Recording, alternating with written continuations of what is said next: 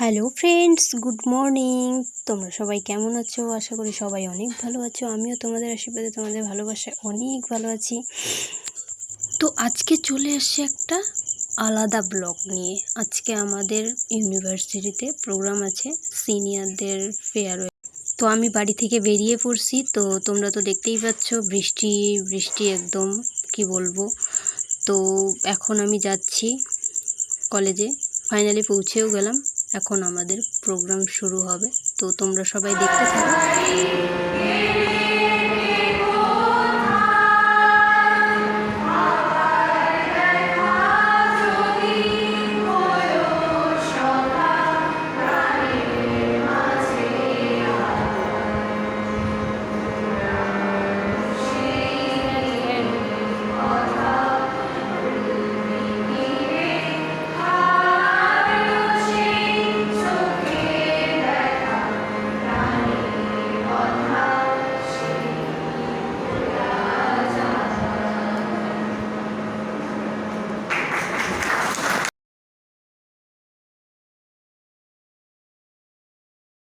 বার্ষিক পত্রিকা উন্মোচনের পরে দেওয়াল পত্রিকার উন্মোচনের জন্য অনুরোধ জানাবো।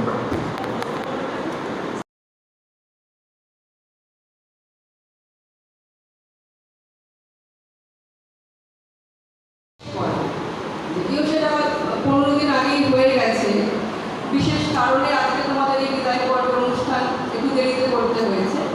তবু আজকের দিনটাকে যদি ধরে নিই, তাহলে এই আনুষ্ঠানিক একটা বিদায় পর্ব আমরা প্রত্যেক বছর পালন করি, এর প্রয়োজনীয়তা রয়েছে।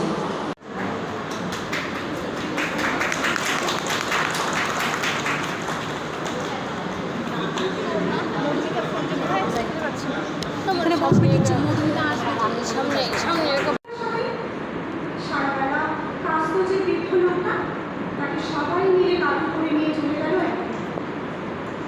সদ্য গোচ্ছাটা নাটক ছেলেরা ঘর ছাড়লো, পাড়া ছাড়লো, ইউনিভার্সিটি গিয়ে আর ফিরলই না।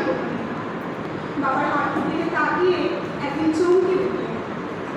এত বয়সের ছাপ, এত পরিচিত চামড়ার তল, কবে জমল সব। এই তো সেদিন বাড়ি মানুষ না অফিস থেকে ঘরে ফিরবে বলে সারাদিন কিচকিচ শব্দে ঘুরতে থাকা সিলিং ফ্যানটা পর্যন্ত চুপ করে যেত। কি জাদু বলে, কি বাতাসে, কি অদ্ভুত মায়ায় এভাবে নরম ভূমির মতন ভুলে যায়। একটাই জীবন, বুঝলে। বিভাগীয় প্রধান অধ্যাপক নিখিল চন্দ্র রায় মহাশয়, আমাদের জলপাইগুড়ি ক্যাম্পাসে সহকর্মী বন্ধ শুভজিৎ সরকার মহাশয়, আমার সহকর্মী সহকারী অধ্যাপক আসনা খাতুন, আমার ভাতৃপতি সুব্রত, এখানে সহকর্মী অধ্যাপক হিসেবে রয়েছে। সবাইকে আমার শুভেচ্ছা, অভিনন্দন। আর আমার এই জলবায়ু শাখার বাংলা বিভাগের ছাত্রছাত্রীদের অনেক স্নেহ, গভীর ভালোবাসা জানে। আর যারা অনুষ্ঠানের আয়োজন, তার মধ্যে থেকে যারা আয়োজন, তাদেরকে অনেক শুভেচ্ছা এবং একটা সুন্দর উদ্যোগ।